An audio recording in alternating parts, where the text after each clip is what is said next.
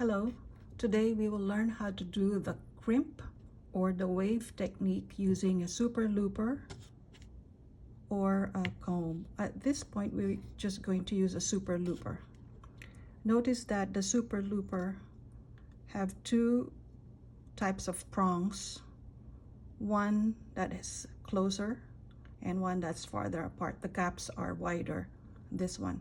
So for demonstration purposes, I will use the one which has a wider gap.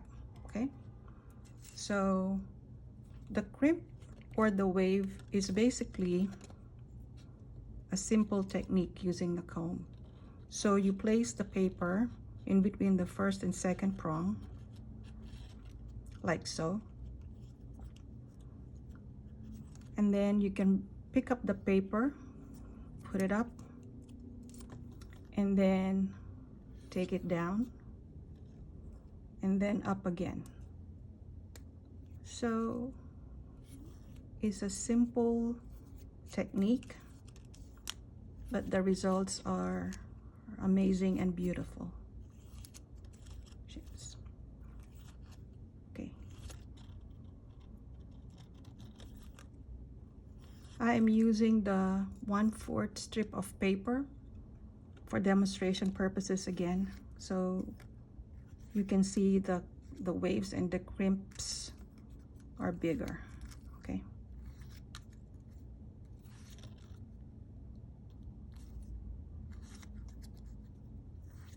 once I have enough waves, I can turn this around.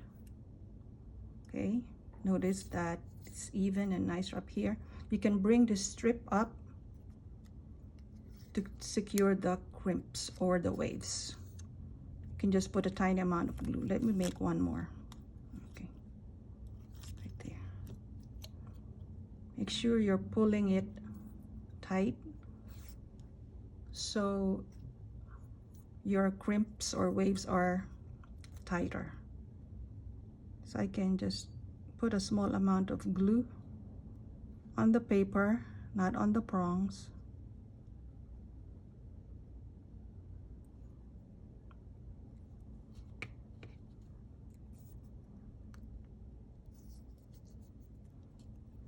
Okay, I will use my tweezers to press that strip of paper so the glue will hold the waves.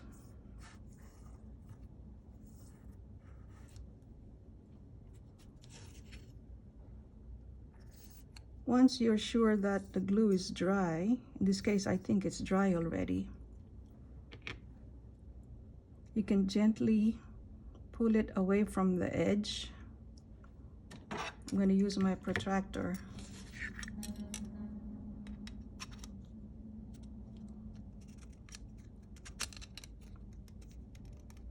to slide it out of the comb. Okay, so what I have now is a nice shape called the wave. Okay, I can make several of these waves. See, I have another one made here, and I can make decorative designs by gluing this together like so. So that is a nice shape right there. You can slide it to the left or slide it to the right, or you can put the crimps or the waves on top of each other like so. It's like corrugated cardboard. Another design you could do is put the tips of the waves on top of each other so they look something like this. That's another nice shape that you could do. This one I already did two different colors and slightly moved to the right when I glued them together. So that's one example of a wave. The next thing that you're going to learn is the wave backup technique. Okay.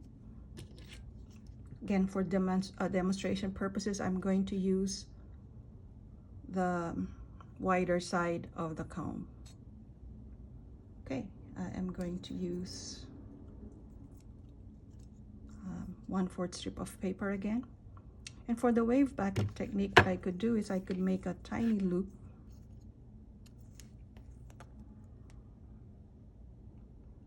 the edge of the paper and then fold it like so towards you. The reason why you do that is because you want to make a loop that you can insert into the inside the prongs of the comb to start your wave back up. Okay, so now I have a little loop over there. I hope the glue is dry. I'm gonna pick up my super looper and insert the paper to enclose the first 2 prongs. Okay, so gently slide it in towards the edge. So now your paper is down here, and what you do is you put your paper and pick up 2 prongs. Okay, so you can see the 2 prongs, and then you pull this paper up, put it in between the 2 prongs that you just picked up, and then go up and pick up the top prong of the 2. Okay, then check the back to see if everything is okay there. Okay, you know it's okay when you don't see any prongs. Okay, then since your paper is up, you repeat the process. You go down and then pick up the paper, inserting it under 2 prongs right there. And then the paper is up, insert it in between the top and bottom prong, and then pick it up, slide it in. So I will continue doing that. Okay.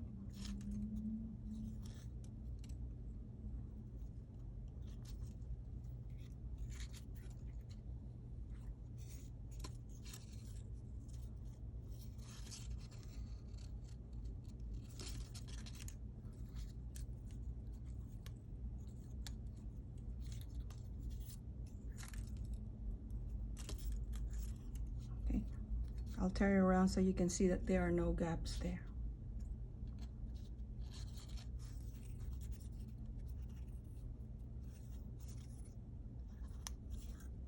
You will know that there is something wrong when you see a prong showing at the back.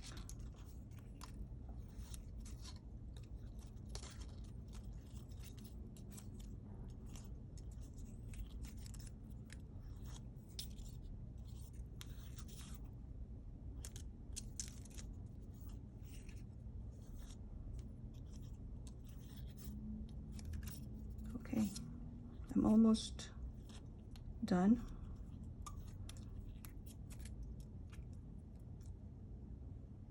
Good.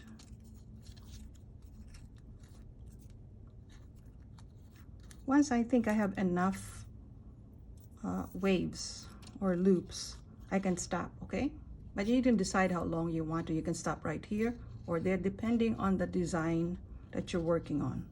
Okay, let me go to the very end of this one. Okay. And then to secure those loops, what you do is you take this paper up and put glue on the paper to secure those loops. You can use another color if you like, all right? So let me do that. Since I have enough paper anyway, I can do that.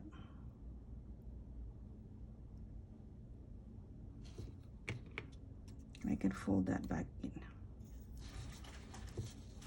I'm once again going to use my tweezers to press the paper down like that. Okay, then I think it's dry now.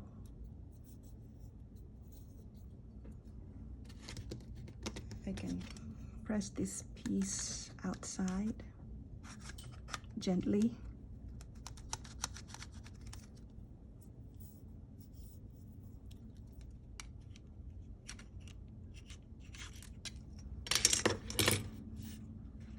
And the result is this beautiful wave backup technique. You can make several of these things, put together, glue it different ways. So I already made some things here that I could, you could glue it together this way. You can glue it that way. And you can also insert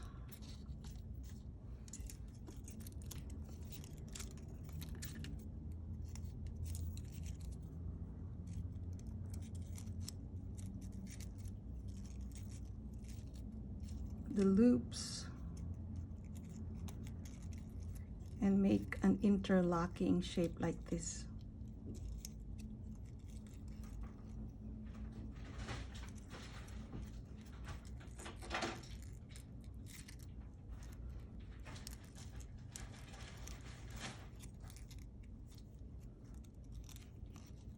Okay, okay, so you get the idea. Okay, so let me just